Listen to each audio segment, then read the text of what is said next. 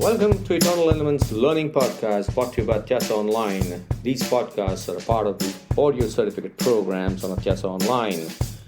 You're free to take these podcasts on your desired portal also, should you only wish to learn on the go. Thank you so much for engaging on these podcasts, and you can connect with the author on LinkedIn, Twitter, and Facebook.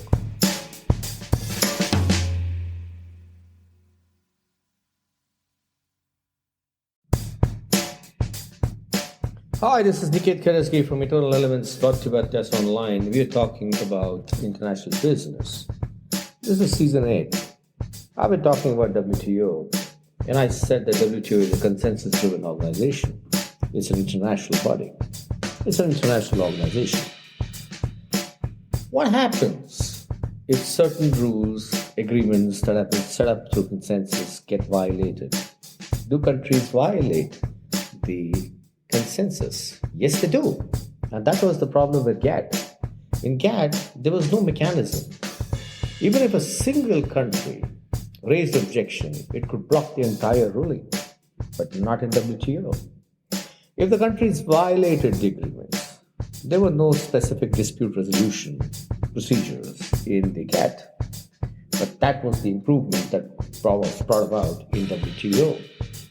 Any country wanting to block has to create consensus, including the adversary, to share its views. So, important aspect of WTO is that anything that a country wants to block, even the country which is against the blocking also needs to be convinced. What is the principle of dispute settlement? It's equitable, it's fast, it's effective, and it is mutually acceptable. There are deadlines that have been set. A full case must get resolved in 1 year. If there are appeals, it takes 15 months.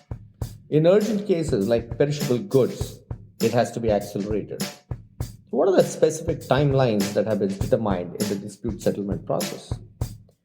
Well, if there is any dispute, let's say there's an IP dispute, or there's a dispute on services, or there's a dispute in terms of the barriers that have been put to trade, 60 days have been given for consultation and mediation. That means consultation can happen between the countries and mediation can also happen. If in 60 days there is no resolution, then the panel is set up and appointments are done, and 45 days is the period for that. After that, in 6 months, the panel report is submitted. The panel report to members is given in 3 weeks' time. So in 6 months' time, the panel report is submitted to the members. The members are 3 weeks' time. And the dispute settlement body accepts or adopts the report if there is no appeal in 60 days. So total 1 year without appeal. However, if there is an appeal, then the appeals report goes into 60 to 90 days. And the dispute settlement body adopts the appeal in 30 days after that. So that means there is an appeal process that is put into play, which takes 60 to 90 days. And then after that, the adoption takes place within 30 days. So total of 1 year and 3 months is with an appeal. So what's the process? There's a dispute settlement board. Then there's a dispute settlement panel. And then there is a dispute settlement acceptance or rejection panel. And then there is the appeal judging that can happen, and that is monitored in terms of implementation, and the country has the power to retaliate if whatever has been determined is not practiced by the country which is probably wanting to block a particular agreement. So like I said, the stage 1 is consultation. It takes 60 days. The whole idea is countries need to consult. When they fail, they can ask the Director General to mediate or try to help in some other way. Then the stage 2 is a panel, which takes 45 days for formation. And once the consultation fails, the panel can come into motion. And then how does the panel function? So the panel actually functions before hearing. Each side presents their argument in writing. Then there's a first hearing. After the first hearing, the rebuttal is given by the countries or country. And then there are these experts that are involved. They look at the scientific or technical issues. Then there's a first draft that the panel submits, and then there is an interim report, and there could be a review panel which could take two weeks, and then there is a final report that is submitted by the parties, and 3 weeks later circulated to all the members, and they give the final recommendation.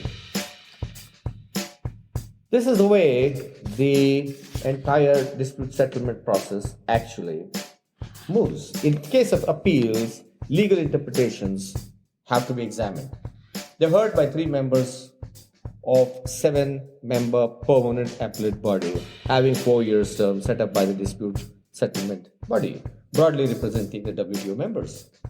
These are members of international standing in the field of law, international trade, and they are not affiliated to any government.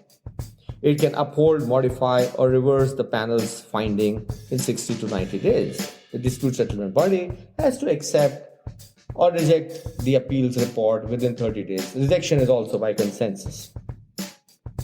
What happens when there is a consensus or when there is a kind of a resolution that happens of an issue? The countries must correct, and the reasonable time is given to them. Reasonable time and prompt compliance is essential. However, it does not mention what a reasonable time is. That can be mutually determined. Consensus has to be the part and parcel of this.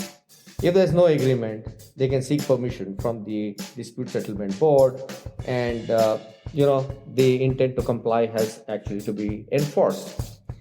If that fails, then the DSB or the dispute settlement body authorizes certain corrective mechanisms of penalties either in the same sector or other sectors in agreement or another agreement altogether.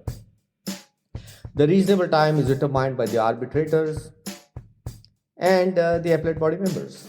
So that's how the dispute settlement body functions. That's how the dispute settlement happens in WTO. Doesn't matter. It's not about the timelines. What we need to understand in this podcast is that WTO operates through agreements, through consensus. And in GATT, people could violate them. But in the case of WTO, that cannot be done anymore. And that's the whole story of the dispute resolution in WTO. Thank you very much. This is Niket Karajagi from Eternal Elements, brought to you by Tess Online, talking about dispute settlement in WTO. And therefore, we realize that in WTO, agreements are put into place. It's all about trade. It's all about movement of goods, services, and protection of IP. And then now we are looking at, in the subsequent podcast, how WTO ensures these agreements take effect, what are the different types of agreements that come into effect, and how they start accelerating the trade between countries. Thank you very much. This is Niket Karajagi from Eternal Elements, signing off. I'll see you in the next podcast.